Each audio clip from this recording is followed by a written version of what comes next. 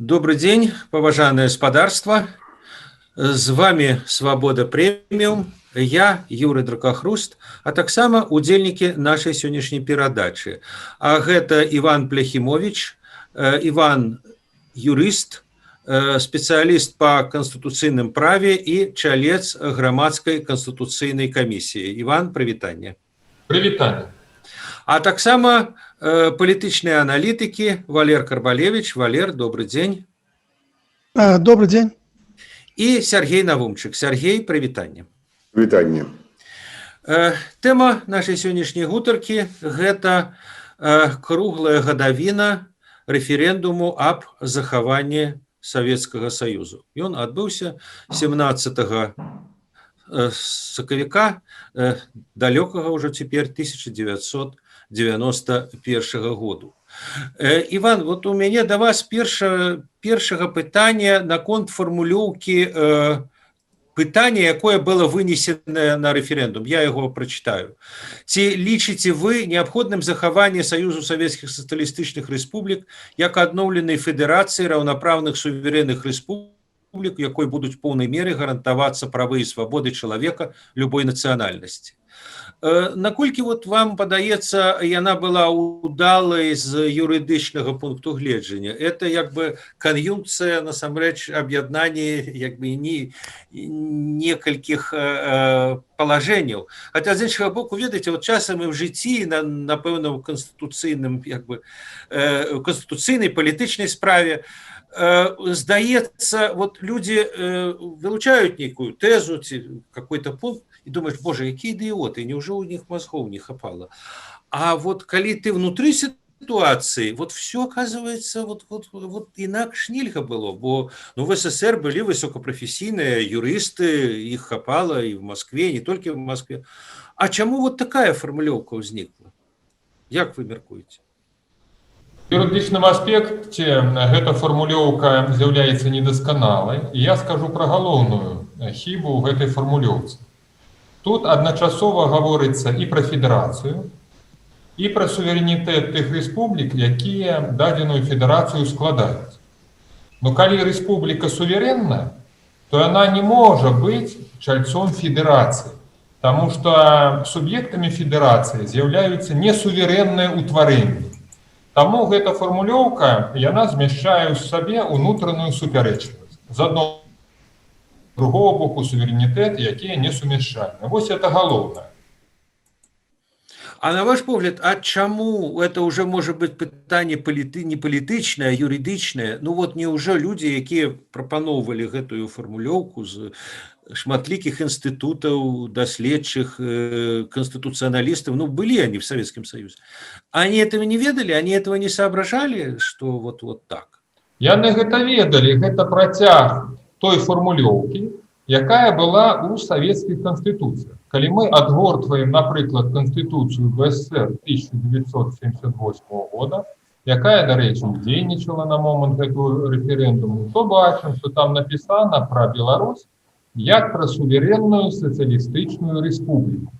Таму фармулёўка рэферэндума, яна не з'явілася на пустым месцы і не была выпадковай. Навука тут адыходзіла на другі план, а на першым плане была ідэалогія. Такой фармулёўкай, у прыватнасці суверэнітэтам рэспублікі ў складзе федэрацыі, хацелі падкрэсліць, што мы ні ў якім разе не абмяжоўваем нацыянальныя інтарэсы, што савецкая дзяржава з'яўляецца такой, дзе нацыі валодаюць магчымасцю самавызначэння, што нібыта яны нават суверэнныя. Так што гэта была ідэалогія. Сергей, вы распавядалі неаднойчы пра тое, як гэты рэферэндум праходзіў у Беларусі, якія былі як бы палітычныя і юрыдычныя умовы. Вы вот звярталі ўвагу на тое, што толькі прэзідыум Верхоўнага Савету ухваліў правядзенне рэферэндуму ў Беларусі.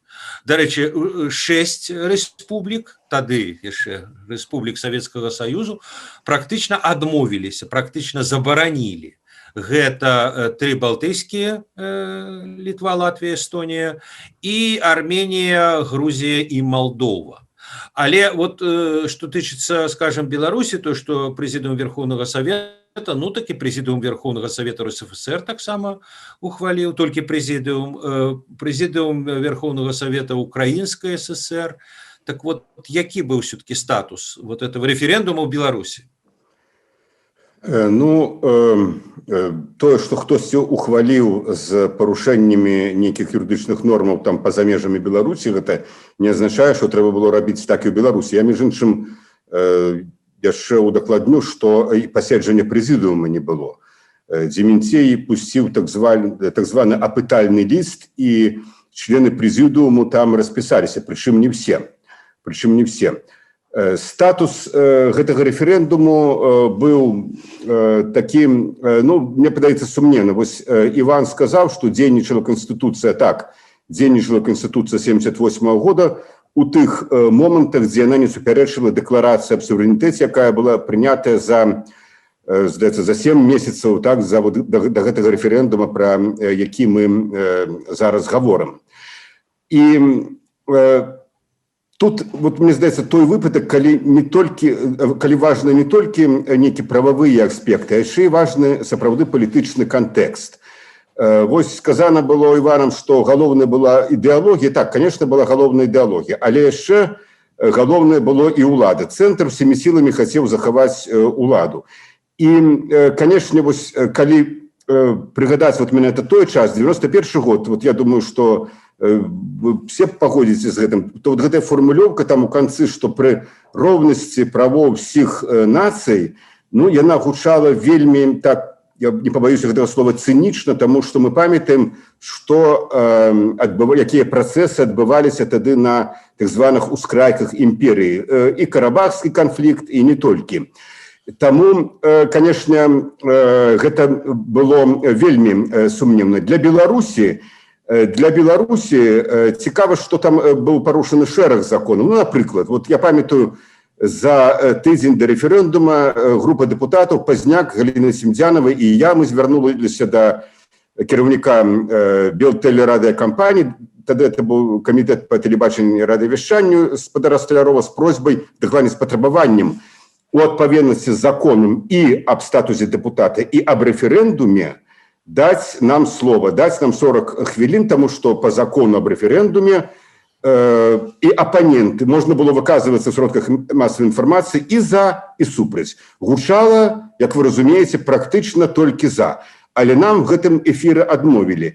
І, па сутнасці, тады ніхто вот тады это называліся рэспубліканскія сродкі масавай інфармацыі, практычна ніводнага слова супраць рэферэндуму, ну, акрамя толькі трансляцыі, там, скажем, некіх, калі, я не памятаю, была тады сесія, не было тады якраз сесія, словом, нічога не гучала. І яшчэ адзін момант. Сацыялагічныя пытанні, праведзеныя тады ў СССР, а гэта ўжо быў позні Гарбачов, уже абсолютно свабодна сацыялогія працавала, это не тое, што сёння там у Беларусі ці ў Расіі, паказалі, што толькі 6% тых, хто галасаваў за, вот за гэтую фармулёўку Гарбачова, как я это называлі, мелі ўяўленне, які праект саюзнай дамовы ім прапануецца. Вот такі статус. Я думаю, што гэтыя лічбы не нашмат адрознівалася ў Беларусі. 6% толькі ведалі, за што канкрэтна вот яны галасуюць. Валер, а вот працяг гэтага паводле вашых тагачасных, цяперашніх адчуванняў, паводле таго, што вы ведаеце, большасць беларусаў былі за захаванне какого-то Советского Союза, какой-то отдельной державы, нейкай державы? Я думаю, так. Сапраўды, для большасці беларусаў, як і для большасці беларускай номенклатуры, распад СССР быў горшым варыянтам. Яны да апошняга чапляліся за існаванне Савецкага Саюзу. І невыпадкова Алесь Адамович назваў Беларусь антыперастроечнай вандэяй, антыперабудовачнай вандэяй, бо у Беларусі якраз больш за ўсіх, з усіх саюзных рэспублік выступалі супраць тых пераменаў, якія прапаноўваў Гарбачов. Можна шмат казаць пра прычыны гэтага, гэта асобная тэма. Але для беларускага грамадства вось тыя тэзы, з якімі выступаў Гарбачоў аб тым, што вось той сацыяльны лад у Савецкім Саюзе вычарпаў свой ресурс, што мы жывем у сітуацыі застоя і трэба нешта мяняць. Вот для беларусаў гэта было, мне падаецца, дрэнна зразумела, таму што ў Беларусі вось той сацыялізм ці камунізм у тым выглядзе, які існаваў, ён ацэньваўся са знакам плюс. Тут не было такой карупцыі, як па ўсім Савецкім Саюзе. Тут як бы у крамах была каўбаса, чаго не было па большай частцы Савецкага Саюзу. Тут быў... Ну, в 91-м уже не было, Валер. Ну, в 91-м уже так, але я маю на ўвазе... Ну, это якраз як вынік гарбачоўскай перабудовы разглядалі беларусы. Вось. Тут быў папулярны ў свой час Пётр Машэраў, вось, кіраўнік Беларусі. Таму, калі Гарбачоў казаў, што ў нас застой, трэба перамены, то большасць беларусаў і большасць беларускай номенклатуры як бы дрэнна разумела гэта. І таму я думаю, што галасаванне за існаванне СССР было даволі шчырае ў Савецкім Саюзе, у Беларусі ў той час. Иван, а вот такое дзіцячае пытанне. Ну, у нас ёсць ужо досвед беларускіх рэферэндумаў, суверенных рэферэндумаў. А пытанне такое, а вот той рэферэндум 91-го году, ён быў абавязковым? І ў чым, калі так, то ў чым яго была абавязковасць? Калі формулёўка «абноўлены саюз», то як бы што он ухваляе? Его ж можна абнаўляць было по-рознаму. І як бы ці не атрымалася так, што той рэферэндум, нават калі мы як бы, скажем, адкінем пярэчанне, што ён не зусім быў законны і не паўсюль быў законны, а як бы, а ці быў ён абавязковым? Гэта пытанне зусім не дзіцячае, а дарослае, і оно слушнае і даволі сур'ёзнае. Я ізноў жа паспрабую так сутнасна адказаць, каб не закранаць некаторыя юрыдычныя нюансы, мабыць, якія тут не з'яўляюцца вызначальнымі. На маю думку, юрыдычная значнасць у этого рэферэндума была, і яна азначала, што нельга скасаваць Савецкі Саюз зверху. Гэта значыць, што саюзныя ўлады не могуць прыняць рашэнне аб скасаванні саюзнай дзяржавы. Аднак, мы павінны памятаць, што ў савецкіх канстытуцыях была норма пра тое, што кожная з саюзных рэспублік мае права вольнага выхаду са складу Савецкага Саюза. І вынікі рэферэндума не маглі скасаваць гэтае права. Вось гэта трэба разумець. Таму, нягледзячы на юрыдычную абавязковасць рашэння рэферэндума, а да чаго яна зводзіцца, я сказаў, кожная з рэспублік, тым не менш, захоўвала права выхаду са складу гэтай дзяржавы. Ну, а зараз ужо пра як бы палітычныя наступствы, пра, можна сказаць, гістарычныя наступствы. Вот этот рэферэндум быў. Вот Гарбачоў, саюзны цэнтр, да яго апеляваў, вот бачыце, прагаласавалі. У Беларусі, дарэчы, прагаласавала больш, чым у Расіі, больш, чым в Украіне, больш, чым в Беларусі прагаласавалі только у Цэнтральнай Азіі, здаецца. Вось. Хаця яны потым, напрыканцы гэтага году, 91-го, вельмі, так бы мовіць, хутка пайшлі з Савецкага Саюзу, як і ўсе астатнія. Так вось пра тое, чаму вынікі гэтага рэферэндума фактычна не мелі ніякага плёну, ніякага... Яны не былі рэалізаваны. Ну, вот, сапраўды, большасць выказалася, ну, мала ли што. А гісторыя пайшла інакш. Сергей, чаму? Ну, я неяк такі прыклад прывяду, таму што это як жених і невеста замацоўваюць шлюб, ці в ЗАГСе, ці в царкве, на все жыццё, так сказать, вот ім здаецца, вот яны, а потым жыццё складаецца так, што яно бывае такое, так, на жаль, што оно ламае вот гэта. Я, на жаль, тут ужываю толькі в тым сэнсе, што я беру мадэль, потому что я лічу, што распад Саюза гэта, конечно, была великая, станоўчая справа са знакам плюс. Таму што жыццё і працэсы пайшлі так, што ўжо ніякія каноны, канстытуцыйныя, юрыдычныя нормы не маглі стрымаць. Ну, па-першае, ўжо вот было сказано, што там недасканаласць пэўная была замацавана у самой фармулёўцы. Это не адзінае, што было супярэчлівасць паміж, так сказать, паняццямі суверэнітэт і федэрацыя. Быў прыгаданы таксама закон аб выхадзе з СССР. Ну, там, я вот давно яго не чытаў, але там настолькі складана было гэта зрабіць, што прыблізна это вот як сёння абвясціць, скажем, імпічмент прэзідэнту Беларусі, калі пачытаць Канстытуцыю, то вельмі складаная працэдура.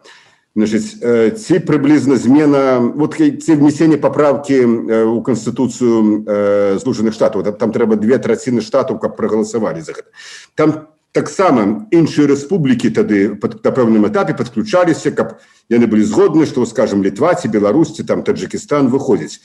Все было зроблена для того, каб гэтага не адбылося. А вот працэсы пашлі так, што яны апярэдзілі. Калі выступіць зараз адвакатам д'ябала, вот, скажем, калі б мяне спыталі, што бы трэба было б зрабіць, каб захаваць Савецкі Саюз, ну, я сказаў бы, што ўжо, па-першае, у 95-м годзе, калі б Гарбачоў нават пачаў гэты працэс, ён бы ўжо спазніўся. Таму што працэсы, скажем, вось, якія ідуць у рэспубліках, міжнацыянальныя адносіны ніколі не былі у прыярытэце інтарэсаў ЦК КПСС. Ну, мы ведаем, што існаваў Верховны Савет СССР, ён нават меў з двух палат, адна была саюз нацыянальнасцей, нават так, практычна все нацыянальнасці, вот все літаральна, 100, колькі іх там было, былі прадстаўлены. Ну, спецыяльна, это была разнарядка, але гэта было так. Але кіраваўся не Верховны Совет, а ЦК КПСС. Так вот, калі вы там паглядзіце структуру, там маса аддзелаў, там аддзел лёгкай прамысловасці, аддзел машынабудавання, аддзел сельскай гаспадаркі, гэтак далей, і гэтак міжнародных аддзелаў 3, здаецца, было. А вот аддзела па міжнацыянальных адносінах не было. І гэта такая ситуация была десятигоддзі. І, вот, скажем, з пазіцыі камуністаў, так, вот, гэта была абсолютно запушчаная праблема. А Андропаў, калі прыйшоў да ўлады, ён ввогуле хацеў стварыць па ўспамінах Вольскага, свайго былога памочніка, 10 федэральных акругаў, ліквідаваць гэтыя рэспублікі. Вось такія у іх былі адносіны. Таму тут нічога проста немагчыма было зрабіць. Адзінае, што можна было зрабіць, і тут трэба аддаць належнае Гарбачову, што ўсё ж такі распад Савецкага Саюза адбыўся без вялікай крыві. Так, з крывёю, але все ж таки, калі б мы неяк абмяркоўвалі недавно гэта з Юром, але калі б ён хацеў, ён бы, конечно, крыві параліў бы у десяткі разоў больш. Ну і наконт Александр Лукашенко летась показаў, як можна было паспрабаваць захаваць Савецкі Саюз. І нарэшце, Юра, вот сапраўды пра абавязковасць рэферэндуму, тое, што Іван Плехімович казаў, так, у Беларусі больш за ўсіх, скажем, на еўрапейскай частцы СССР прагаласавалі за захаванне Саюза. Ну і Украіна таксама дала даволі вялікі там працэнт галасавання. А праз 7 месяцаў тая ж самая Украіна 90% прагаласавала за незалежнасць таксама на рэферэндуме. Валер, а як вы вот тлумачыце гэта? Ну вот быў рэферэндум. Вы самі сказалі, што была такая, так мовіць, антыперабудовачная Вандея. А вот у снежні таго ж года, 91-го года, амаль цалкам все гэтыя камуністы, дэпутаты, акрамя аднаго, ну вот, як кажа Сергей, што это быў Валер Ціхіня, старшыня Канстытуцыйнага суду, а зусім не Лукашенко, які потым адзін супраць, а все астатнія. А дзе ж был рэферэндум? 82% выказаліся. Дзе? І чаму гэтага ніхто, вот з гэтых, так бы мовіць, десяткаў, сотень дэпутатаў ніхто не сказаў: таварышы, так у нас рэферэндум быў. Забылі. Чаму? Як это палітычна адбылося? Калі гістарычныя працэсы наспелі, іх немагчыма спыніць нічым, ніякімі рэферэндумамі, нічым іншым. Я хочу нагадаць, што першая спроба захаваць Савецкі Саюз быў рэферэндум, а потым летам адбылася яшчэ адна спроба захаваць Савецкі Саюз. Я маю на ўвазе ГКЧП, вайсковы пераварот. Але і гэтая спроба закончылася няўдачай. Таму што існаванне дэмакратычнага Савецкага Саюзу было немагчыма ў прынцыпе. Імперія, якую уяўляў Савецкі Саюз, яна магла існаваць толькі ў выглядзе таталітарнай дзяржавы. Як толькі з'яўляецца дэмакратыя, гэта імперія распадаецца. Глядзіце, царская Россия, як толькі з'явілася рэвалюцыя 17-го года, пачаліся аддзяляцца розныя акраіны. І толькі бальшавікі жалезнаю, так сказаць, сілаю таталітарнаю зноў утрымалі вось гэтыя все акраіны царскай России і стварылі Савецкі Саюз. І потым, як толькі перабудова пачалася, зноў пачаўся яго распад. Бо ў Савецкім Саюзе ў адной дзяржаве існавалі, скажем так, народы зусім рознай цывілізацыі, якія знаходзіліся на розным гістарычным этапе развіцця. Ну, взять, так сказать, Эстонія і Туркменія, да? Як могуць існаваць такія розныя цывілізацыі, розныя народы ў адной дзяржаве? Таму дэмакратычнага Савецкага Саюзу, ў прынцыпе, немагчыма было уявіць, і ён не мог быць. Таму ён распаўся. Ну, а калі казаць ужо пра Беларусь, тут цікава, што Лукашенко ўвесь час выступаючы, увесь час кажа, ну вот, распад Савецкага Саюза, это ж вялікае нешчасце. Увесь час пра гэта кажа. То бок, існаванне незалежнай дзяржавы узнікла ў выніку нешчасця. То бок, дзіця узнікла ў выніку нешчаслівага выпадку. Як можна любіць такое дзіця, якое стало, так сказаць, некім пабочным вынікам некіх дрэнных працэсаў. Гэта таксама цікавы феномен. А вот зараз я крыху хочу працягнуць вашу думку, Валер, можа абернуць яе ў другі бок. Ну, сапраўды, фактычна, цяперашняя незалежная дзяржава Рэспубліка Беларусь – это вынік таго, што вынікі рэферэндуму 91-го году не былі імплементаваныя, не былі рэалізаваныя.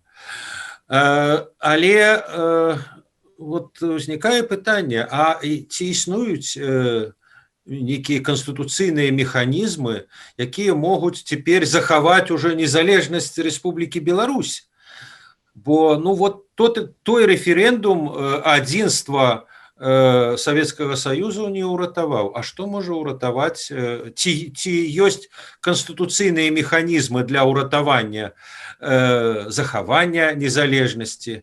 Ці, як тады, палітыка, як казалі рымляны, здаецца, неабходнасць ламае закон? Іван? Конституция можа не больш, чым яна можа.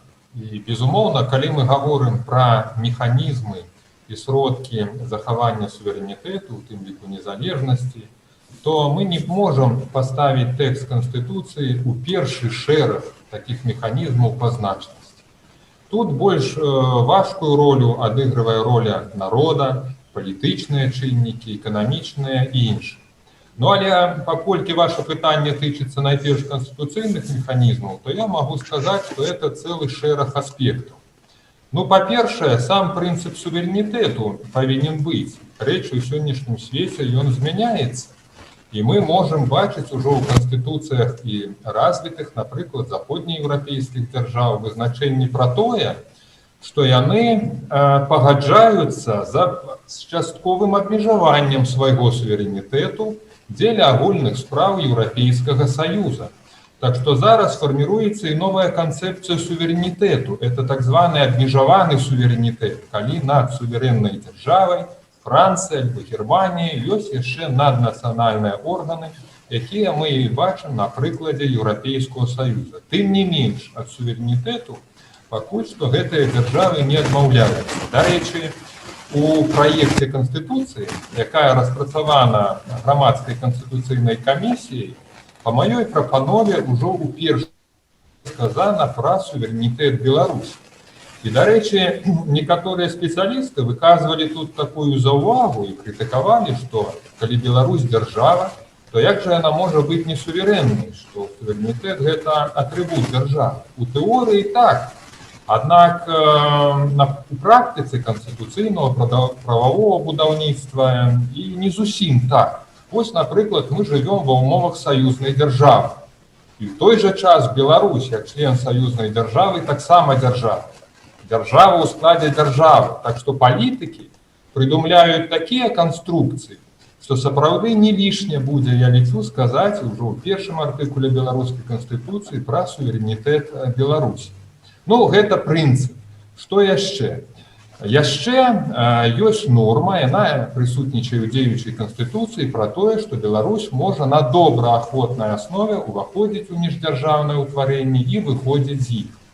Гэта норма тоіць у сабе патэнцыйную небяспеку страты суверэнітэта, таму вось зноў жа у праекце канстытуцыі нашай канстытуцыйнай камісіі мы запісалі, што рашэнне аб уваходжанні Беларусі ў склад такіх міждзяржаўных утварэнняў у выхадзе з іх павінна прымацца толькі на нацыянальным, гэта значыць агульнадзяржаўным рэферэндуме. Акрамя таго, канстытуцыйны механізм захавання суверэнітэту это пытанне пра суадносіны прававых актаў дзяржавы, у тым ліку і канстытуцыі, і вось тых магчымых міждзяржаўных утварэнняў. Канстытуцыя і законы краіны павінны мець больш высокую сілу і за прававыя акты тых органаў міждзяржаўных утварэнняў, якія можа ўваходзіць краіна. І тут важная роля належыць і канстытуцыйнаму суду, які можа правяраць акты у тым ліку міждзяржаўных утварэнняў, напрыклад, органаў СНД, саюзнай дзяржавы, Евразійскага эканамічнага саюза на адпаведнасць Канстытуцыі Беларусі. Яшчэ канстытуцыйныя механізмы датычацца і фінансава-эканамічнага блоку. Цэнтральны банк дзяржавы, які, напрыклад, у нас называецца нацыянальным банкам, павінен мець выключнае права эмісіі грошай. Вось такое права таксама павінна замацоўвацца ў Канстытуцыі. Калі сцісла, вось, это шэраг, набор такіх механізмаў, якія могуць і павінны быць адлюстраваны ў Канстытуцыі той дзяржавы, якая клапоціцца пра свой суверэнітэт. Сергей, ну мы ўжо як бы разважаючы з іншага боку, ужо казалі пра некія міны, которые былі закладзены ў падмурак Савецкага Саюзу. Ну, это вельмі проста. Что было записано, что республики суверенные и было дадено право выходу. Вот на ваш погляд, ці ёсць у цяперашняй, скажем, цяперашняй конституции вот какие-то такие же мины, которые потым, скажем, в какой-то вострой ситуации, як тады, як 30 гадоў таму, могут просто взорваться, могут разорвать эту державу, так сказать, и тыя люди, якія будуць, скажем, ініцыяваць яе, ну, ці абмежаванне суверэнітэту, ці ўвогуле скасаванне, скажут, ну, глядзіце, вот же пункт, глядзіце. Что ж вы не бачили? Сергей, ёсць такое ці не? Я думаю, что гэта ёсць, але ў такім шырокім паняццем канкрэтна маю на ўвазе вельмі моцны перакос паўнамоцтваў прэзідэнта, які быў зроблены вось выніку так званага рэферэндуму 96-го года. Хаця, зноў жа, вот, калі мы гаворым пра Канстытуцыю, ну, вельмі часта вот гэтыя дні мы гэта ўжываем, гэты прыклад, што сталінская, ну, Бухарин яе пісаў на самой справе, сталінска-бухаринская Канстытуцыя 36-го года была ідэальная Канстытуцыя. Я думаю, что она, калі паглядзець, она і па сёння, калі там выключыць толькі вот гэты 6-й артыкул про КПСС, штосьці там такое, ну, преамбулу ідэалагічную марксістско-ленінскую, так, то, ну, там право на працу, право там на жыллё і гэтак далей. Толькі одна конституция, скажем, одной еўрапейскай краіны, калі я не памыляюся, Швейцарыі, скажем, гарантуе людзям там право на нейкі сацыяльны мінімум. Хаця і гэты сацыяльны мінімум больш, чым сярэдні заробак у некаторых, ну, я думаю, што палове еўрапейскіх краінаў. Астатнія не кажучы там пра права на жыллё і гэтак далей. Пытанне гэта выконваецца.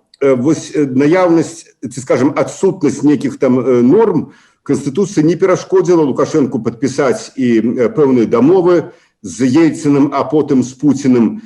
Сёння ввогуле не перашкодзіла, ну, любы ОМОНовец, сержант міліцыі, нават што я кажу, там ОМОНовец, сержант міліцыі, просто чхаць хацеў на канстытуцыйныя, на самыя базісныя канстытуцыйныя нормы. Ён робіць обыск, ён робіць дагляд, ён врываецца ў кватэру без всяго.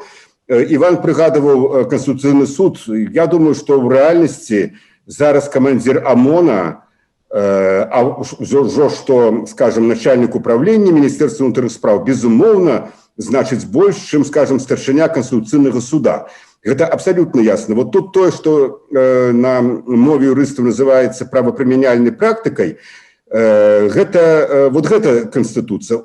Дакладней нават не указы, не дэкрэты, а воля, жаданне аднаго чалавека, вот што зараз самае небяспечнае для незалежнасці Беларусі. І калі сёння Лукашенко захоча, ці яго прымусіць, это ўжо 10-я справа, падпісаць нешта пра здачу, пра ўключэнне, скажем, Беларусі ў склад Расіі, ён гэта зробіць, і абедзве гэтыя палаты, як там, так сказать, будуць галасаваць разам ці паасобку, яны за гэта прагаласуюць. І ніякая Конституцыя ім не перашкодзіць гэта зрабіць. І ён можа нават правесці рэферэндум, і Ермошына намалюе тую самую лічбу. Словом, вось гэта той самы момант, як мы казалі пра 91 год, калі само жыццё, самі палітычныя працэсы апярэдзілі і разбурылі, так сказать, нейкія такія канструкцыі. Ну вот сёння нейкія канстытуцыйныя канструкцыі просто павержаныя пад капрызамі аднаго фактычна чалавека, пад яго такой неўтаймаванай прагай застацца ва ўладзе. А вот завяршаючы спіч пра 91 год, я хочу нагадаць такую, не ведаю, казусную, я думаю, что это абсолютно выпадкова атрымалася, але гэта вельмі сімвалічна. 17 сакавіка адбыўся рэферэндум аб захаванні СССР, і абсолютная большасць людзей, в СССР, да, тых рэспубліках, дзе галасавалі, прагаласавалі за вот гэты саюз, дзе будуць соблюдацца правы чалавека. А на наступны дзень, у панядзелак, 18 сакавіка, уступіў у дзеянне, ён быў прыняты раней, але вот менавіта 18 ён уступіў у дзеянне закон аб міліцыі, дзе ўпершыню за всю гісторыю СССР міліцыі дазвалялася ўжываць просто абсолютно бесперашкодна гумавыя дручкі і кайданкі. Як в гэтай пасловіцы, так што добрае слово з пісталетам часам дапамагае лепш можа зрабіць, чым просто добрае слово, да? Валер, а вот ваша оценка вот тезы, якая прогучала у словах Сергея, что захоча завтра Лукашенко, все, долучится до Беларусь долучится до России, можно нават референдум провести, и там будет там 90, те же 82,7, як у 91 году. Так? Ці не можа, ці ён этого просто не зробіць? Ну, зробіць, не зробіць, это іншая справа. Калі паспрабуе сёння, я не упэўнены на 100%, што той же парламент прагаласуе так ужо за страту суверэнітэта. Вось у канцы 90-х гадоў, да, калі Лукашенко сапраўды хацеў аб'яднання, калі быў стары і хворы Ельцин, і Лукашенко марыў пра тое, каб захапіць крамлёўскі пасад, вот у той час, мне падаецца, цалкам маглі прагаласаваць за, насуперак усім канстытуцыйным палажэнням, бо тады і грамадская думка даволі была такая неустойлівая, была вялікая ностальгія па Савецкім Саюзе і так далей. Сёння сітуацыя іншая, сёння у Беларусі ёсць кансэнсус наконт суверэнітэту. Гэта адзінае пытанне, па якім расколатае беларускае грамадства мае адзіную пазіцыю. І номенклатура, і грамадства, і кіроўны рэжым, і апазіцыя, яны за суверэнітэт. І ў такой сітуацыі Лукашенку будзе, так скажам, складана зрабіць нейкія крокі насуперак вось такому адзінству. Ясно, добра. Дзякуй вялікі Валер, дзякуй вялікі Іван, дзякуй вялікі Сергей. А нашим гледачам я нагадаю, што за далейшым развіццём падзеяў яны могуць сачыць на YouTube-канале Свабоды Прэміум і в Тэлеграме Свабоды. Усяго найлепшага. Да пабачэння. Да пабачэння. Хочаце ведаць, што адбываецца? Апошнія навіны, жывыя трансляцыі, відэа, фота. Пастаўце на мабільны тэлефон нашу аплікацыю.